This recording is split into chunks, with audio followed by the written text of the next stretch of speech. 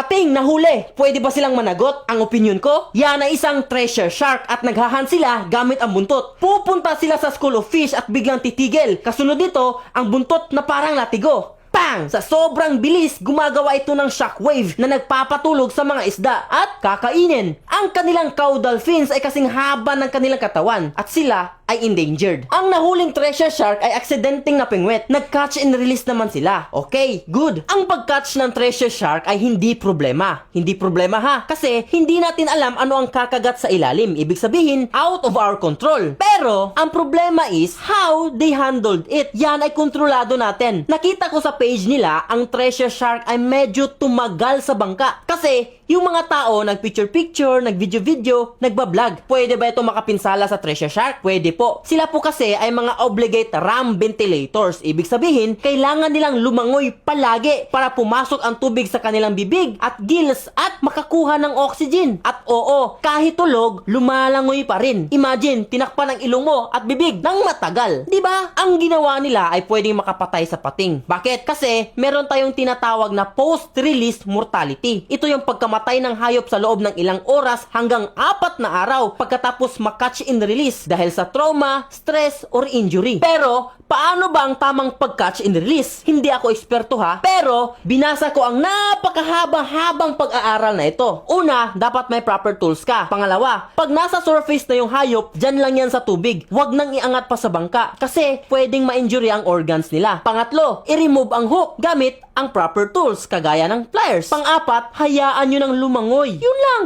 Hindi naman sa OA ako ha, pero yan ay isang hayop na kakaunti na lang ang bilang sa wild at pinuprotektahan ng batas. Oo, kailangan itong imbestigahan ng BFAR para na din mabigyan ng edukasyon ang mga tao tungkol sa mga hayop na ito. Alam ko, ignorance of the law excuses no one. Pero sana, kung kaya, bigyan natin ng konting pag-intindi sila kuya. Huwag nang atakihin personal at huwag nang sabihan ng masama kagaya ng ganto, ganyan. Ha, kung kaya lang naman, okay? At sana kahit kaunti nakatulong ako. Maraming salamat po. Ako si Kuya Bubbles at ang pangarap ko maging katulad ni Kuya Kim. And if you want to know more facts about science, animals, and everything dito sa mundo, just follow me.